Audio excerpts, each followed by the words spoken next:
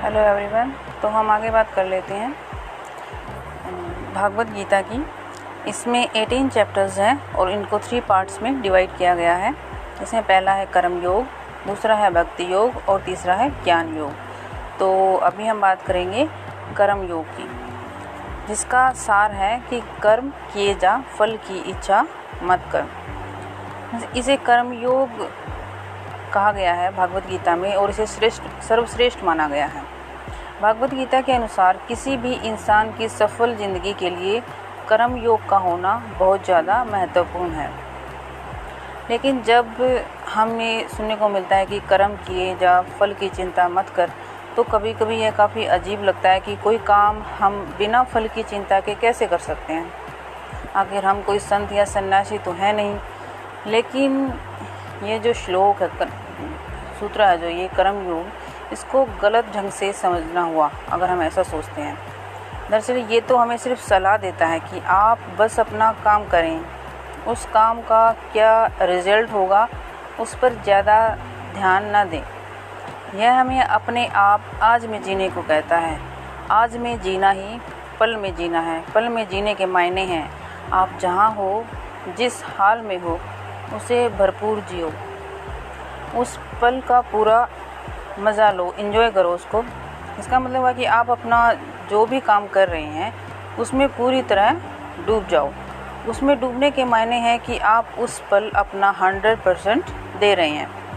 Interesting बात यह है कि आप काम हमेशा अपने आज में कर रहे होते हैं, लेकिन आपका दिमाग और हम सबका ही दिमाग और मन हमेशा भविष्य में होता है। सुबह से लेकर शाम तक काम करने के बाद भी मन को संतुष्टि नहीं मिलती, क्योंकि जो हमने किया है या जो हमारे पास है हम उसका सुख नहीं ले पाते और उस काम के जो रिज़ल्ट हैं यानी कि भविष्य की चिंता में डूब जाते हैं। ऐसा नहीं है कि हम जानते नहीं हैं कि रिज़ल्ट हमारे हाथ में है ही नहीं, लेकिन फिर भी जानकर अनजान बनते हैं। इंसान अगर वर्तमान में प्रेजेंट टाइम में जीना सीख ले तो उसकी बहुत सारी परेशानियां तो अपने आप ही गायब हो जाती हैं। हम जिस पल में जी रहे हैं वही काम का समय है और उसमें इंटरेस्ट तभी आएगा जब हम जुटकर अपनी इच्छा के काम कर सकते हैं, बिना चिंता किए कि उसका रिज़ल्ट हमारे हक में आएगा या नहीं। क्योंकि तभी हम खोने पाने की चिंता के बिना किसी भी काम को बिना प्रेशर के कर सकते हैं, और यही कर्म योग है। Thank you.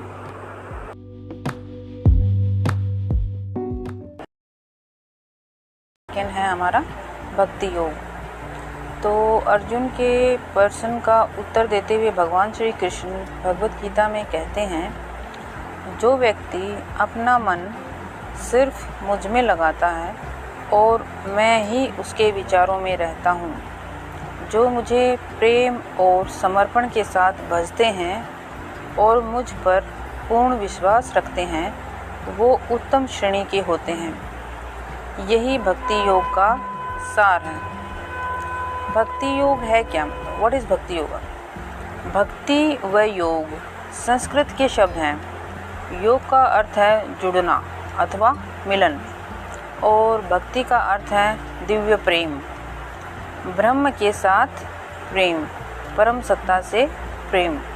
भक्ति वह नहीं जो हम करते हैं या जो हमारे पास है, अपितु वह जो हम हैं, और इसी की चेतना, इसी का ज्ञान ही भक्ति योग है। परम चेतना का अनुभव और उसके अतिरिक्त और कुछ नहीं। मैं सबसे अलग हूँ, इस बात का विच्छेद, इसको भूल जाना, संसार जगत द्वारा दी हुई सभी पहचान का विस्मरण, उस परम चेतना, अंतहीन सर्वव्यापी प्रेम से मिलन, साक्षात्कार, प्रतीक्षण, अनुभव ही वास्तव में भक्ति योग है। भक्ति योग परमात्मा के साथ एक रूपता की जीवंत अनुभूति है। अगर हम बात करें philosophy and brief introduction to Bhakti yoga, तो ये एक इजी वर्क नहीं है कि हम भक्ति की डेफिनेशन दे पाएँ। इसे सिर्फ महसूस किया जा सकता है। वी कैन नॉट डिफाइन भक्ति।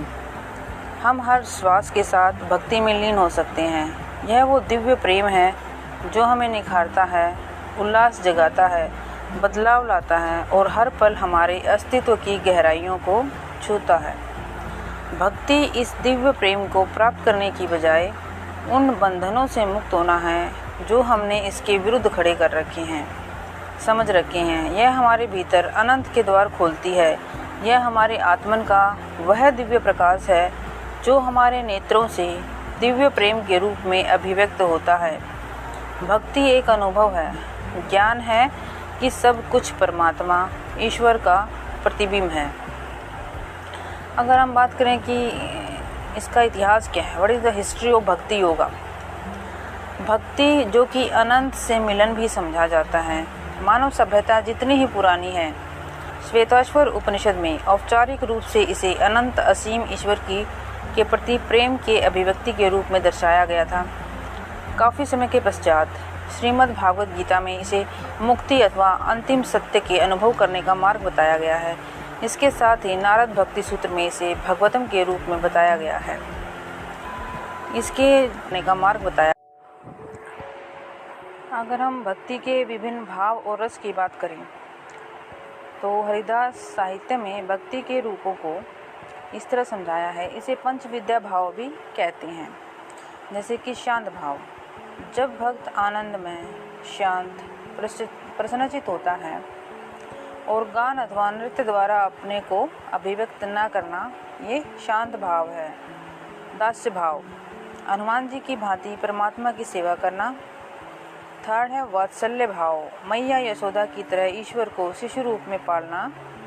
सखा भाव, अर्जुन उद्धव की भांति ईश्वर को मित्र के रूप में देखना।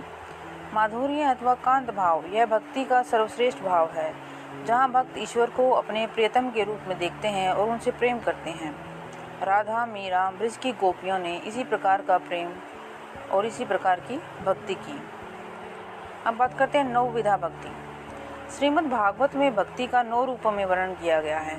इसमें पहला है श्रवणम, भगवान के नाम और महिमा को सुनना।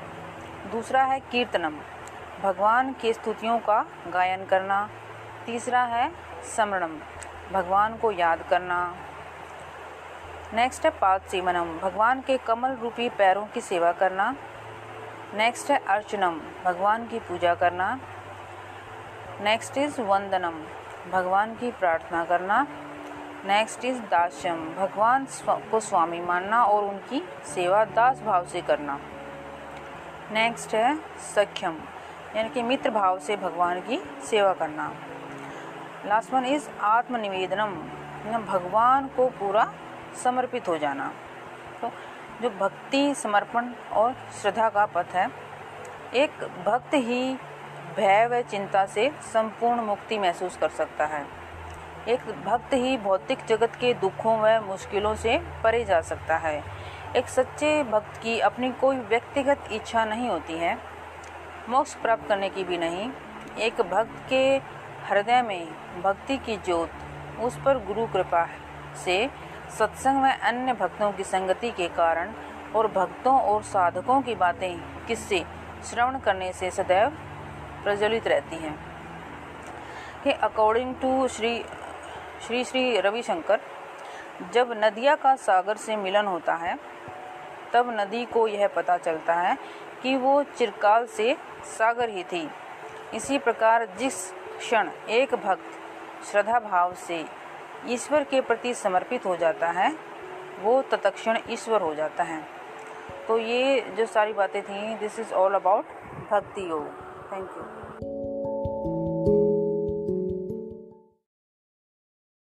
दिस इज ज्ञान योग की। तो भागवत गीता के अनुसार मनुष्य अज्ञानवश बंधन की अवस्था में पड़ जाता है। अज्ञान का अंत ज्ञान से होता है। इसीलिए भागवत में मोक्ष पाने के लिए भी ज्ञान की महत्ता को बताया गया है।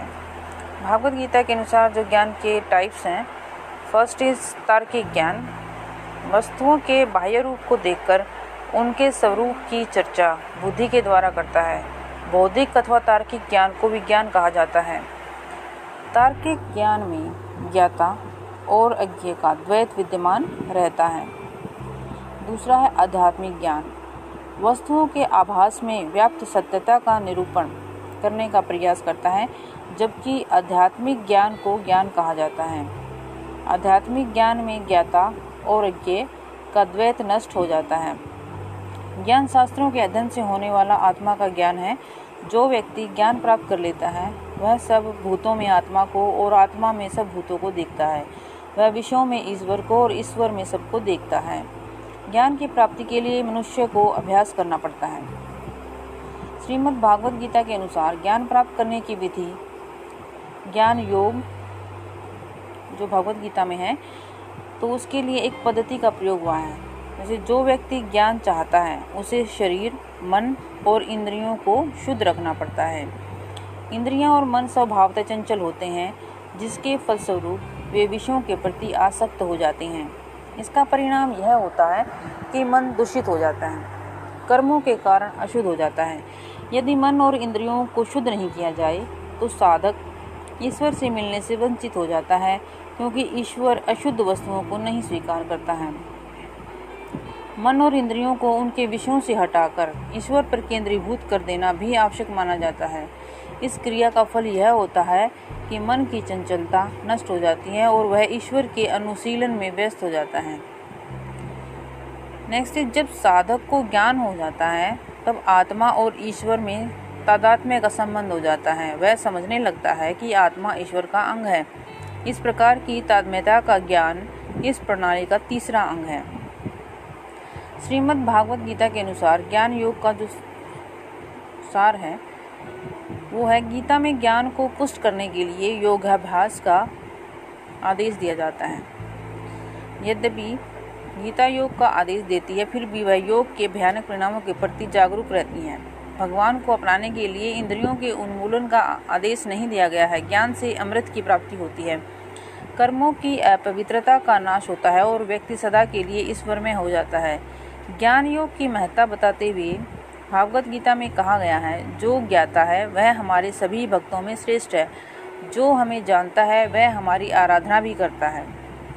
आसक्ति से रहित ज्ञान में स्थिर हुए चित्त वाले यज्ञ के लिए आचरण करते हुए संपूर्ण कर्म नष्ट हो जाते हैं। इस संसार में ज्ञान के समान पवित्र करने वाला निसंदेह कुछ भी नहीं है। Thank you. निसंदेह